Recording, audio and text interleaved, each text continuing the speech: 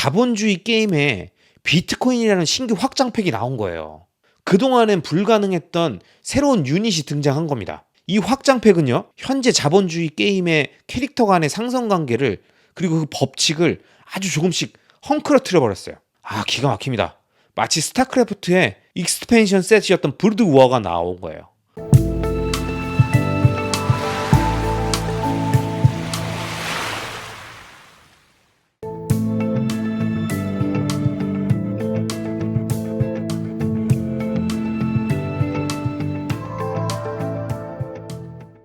안녕하세요, 리스펙입니다. 이번 영상은 비트코인은 자본주의 게임 신규 확장팩이다 라는 내용으로 말씀드리겠습니다.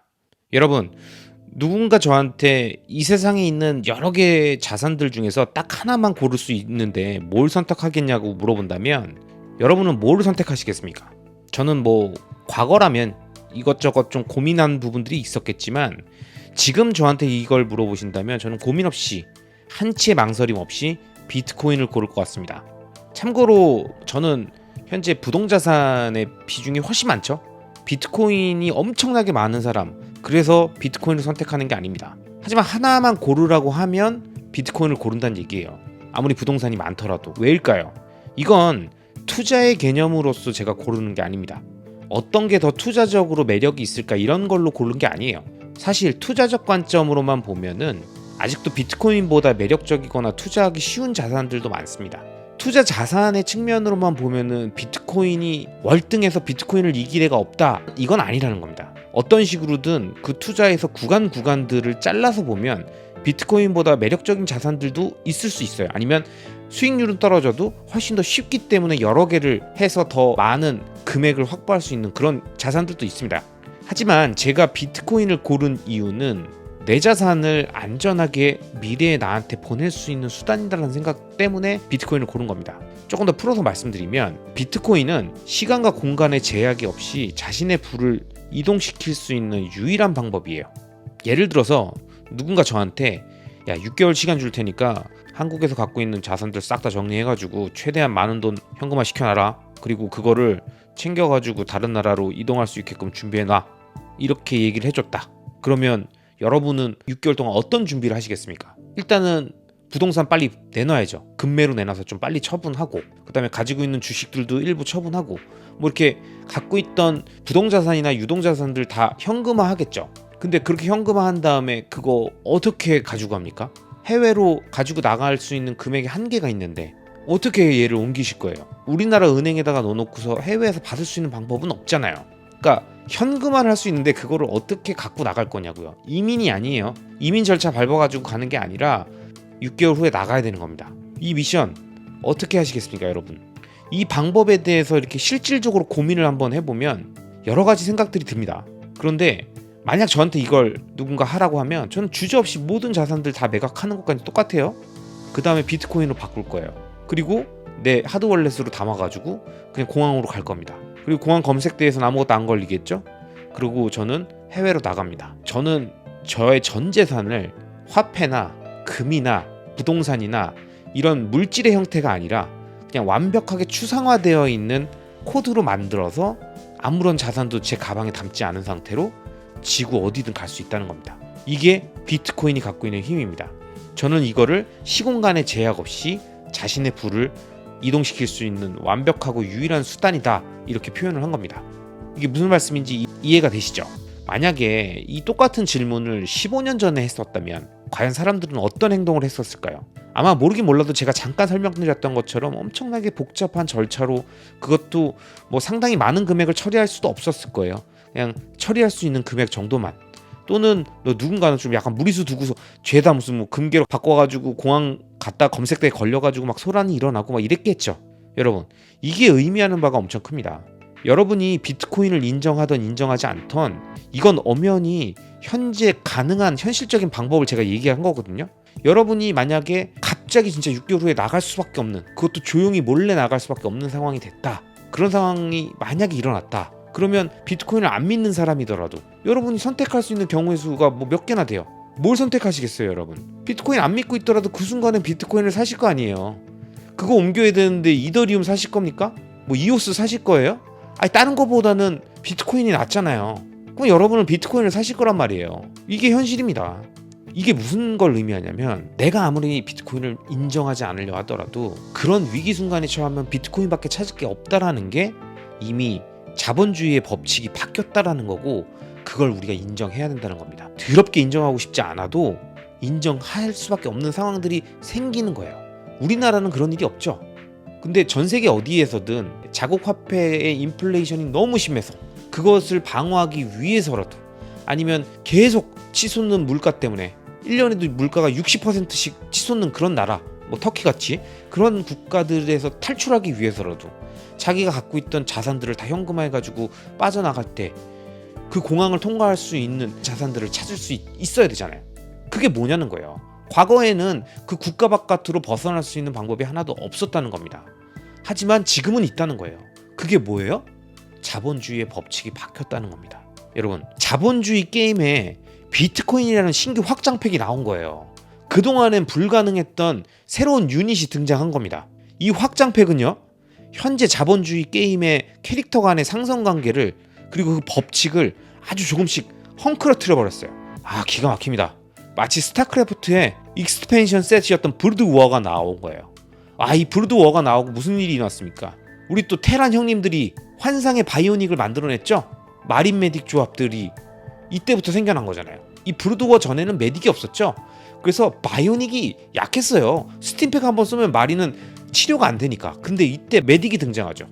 그리고 여러 가지 다른 유닛들이 등장하면서 이 스타크래프트라고 하는 게임의 판도가 바뀌기 시작했습니다. 그런데 스타크래프트라는 이 게임 자체가 없어졌나요? 그건 아니죠. 이 게임은 그대로 유지되지만 이 확장팩의 출시와 함께 게임의 판도가 바뀌었단 말입니다. 여러분, 아직도 여러분이 비트코인을 믿지 않으시는 것처럼 맞습니다. 우리는 자본주의 사회 안에 있습니다. 자본주의 사회 안에서 살고 있는 사람들이고, 이 법칙, 자본주의의 법칙을 벗어날 수 없어요. 제가 과거에 자본주의의 법칙이라고 해가지고 이 자본주의 안에서 부를 쌓을 수 있는 방법들에 대해서 우리가 잊지 말아야 되는 것들을 영상으로 만든 적이 있습니다. 이 자본주의의 법칙, 이 영상 안 보신 분들은 위에 카드로 띄워놓을 테니까 한번 보시고요. 그 다음에 지금 제가 말씀드리는 내용은 그러한 자본주의 법칙에 균열이 생기기 시작했다라는 부분을 강조하는 겁니다. 비트코인 세상이 왔나요? 모두가 비트코인으로 결제하고 화폐는 쓰레기라고 그냥 코를 풀고 버립니까? 아니죠. 아직 우리는 자본주의 시스템 안에서, 제국의 화폐 시스템 안에서 생활하고 있습니다. 하지만 확장팩에 의해서 비트코인이라는 존재가 이 자본주의 안으로 들어온 겁니다. 그러면 게임의 판도는 바뀝니다. 과연 비트코인은 이 게임에 어떤 변화를 만들어낼까요? 여러분, 비트코인이라는 대상이 없을 때는 인플레이션으로 화폐 가치가 점점 하락해도 자본이 국가의 통제를 벗어나기가 어려웠어요.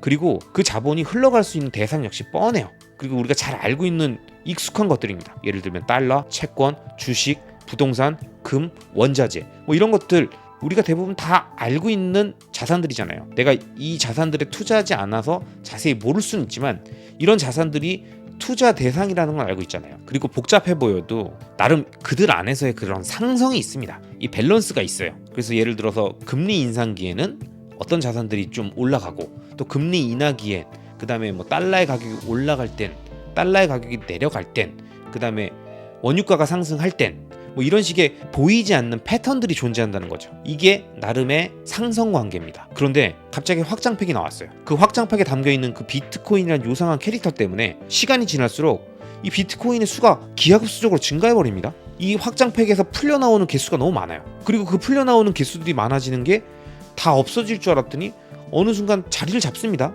그러더니 기존 자산들로 갔어야 되는 자금들을 빨아들이기 시작합니다. 일단 비트코인으로 자금이 들어간다는 것만으로도 기존 자산들의 상성관계에 균열이 생기는 거죠. 예를 들어서 100이라는 금액이 달러로 가고, 100이라는 금액이 채권으로 가야 하고, 100이라는 금액이 주식으로 가야 되는데, 달러라는 금액으로 가야 되는 100에서 2가 빠져나가고, 채권에 가야 되는 100에서 5가 빠져나가고, 주식으로 가야 되는 100에서 3이 빠져나간다. 그럼 5, 3, 2 이런 것들이 빠져서 10이라고 하는 파일을 만들어내는 거죠. 그 빠져나간 것만큼이 그 해당 자산들에서 예측하지 못했던 범위로 되는 겁니다. 분명히 수급이 달라지게 되는 요소가 생기는 거죠. 그리고 분명 그 각 자산들로 올 법한 자금이 안 오니까, 그게 비트코인으로 가니까 문제가 생기고, 또는 비트코인으로 가지 않지만 비트코인으로 빠져나간 그 자금의 여파로 원래 가야 할 자산의 방향이 아닌 엉뚱한 방향으로 가는 일도 생기는 겁니다. 왜냐? 금값이 오를 것 같았는데 수요 부족으로 금값이 갑자기 안 오르고 내려간다.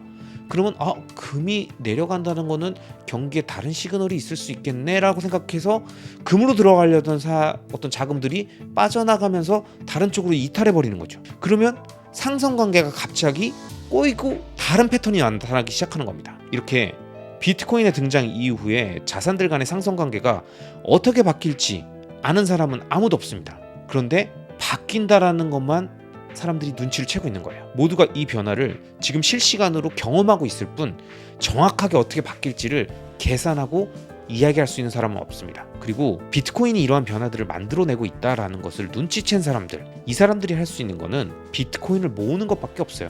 알아챘더라도 비트코인을 모으는 것밖에는 할 수 있는 게 없습니다. 그래서 그냥 다 모으는 겁니다. 그런데 투자적 관점으로 보면 이런 얘기를 하실 수 있어요.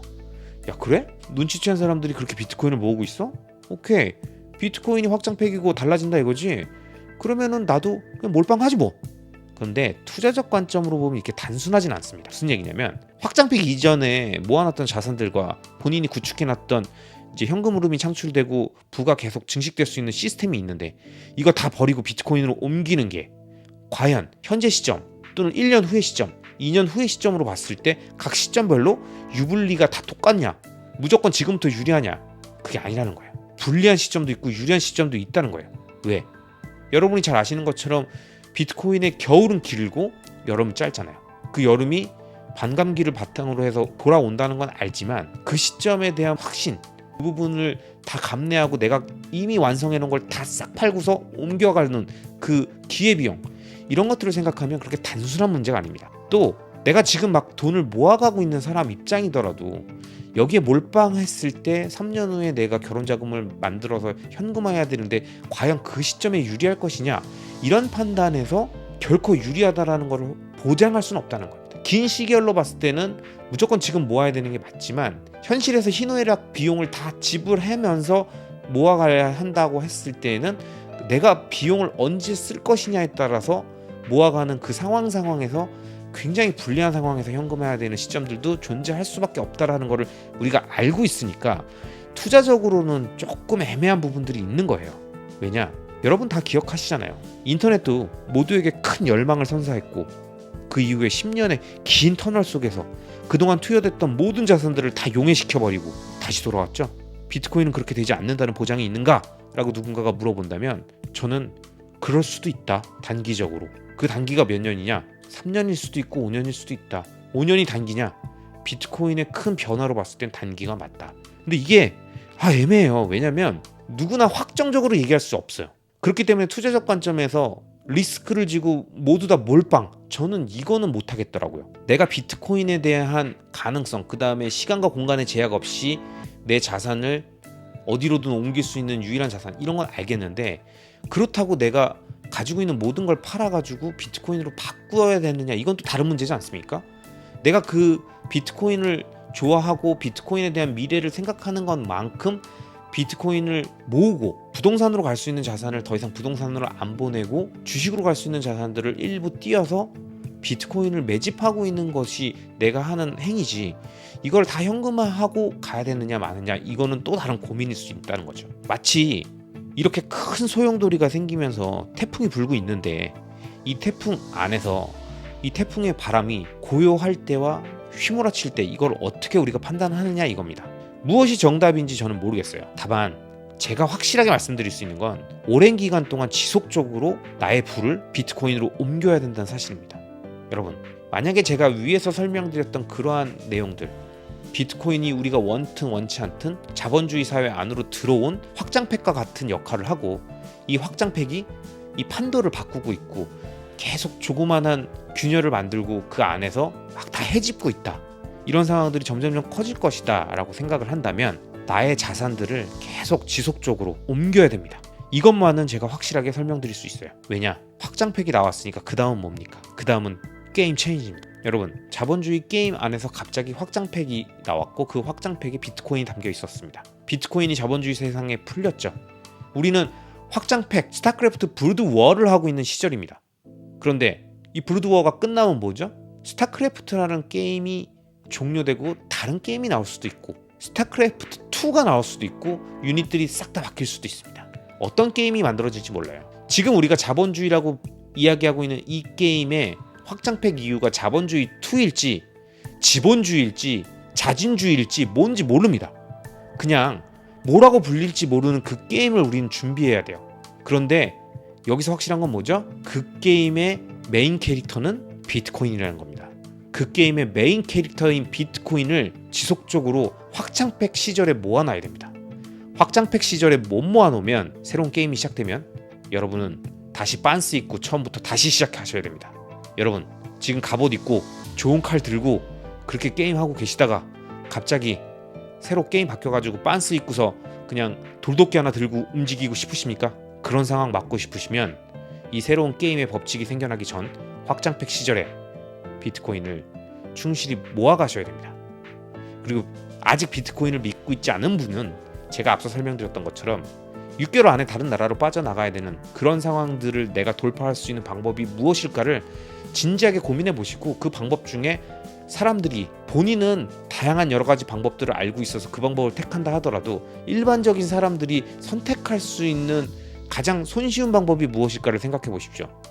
그 길이 앞으로 확장팩 이후에 새로운 게임이 추구하는 방향입니다. 이번 영상은 여기까지입니다. 영상이 마음에 드셨다면 구독과 좋아요, 알람 설정 부탁드리겠습니다. 감사합니다.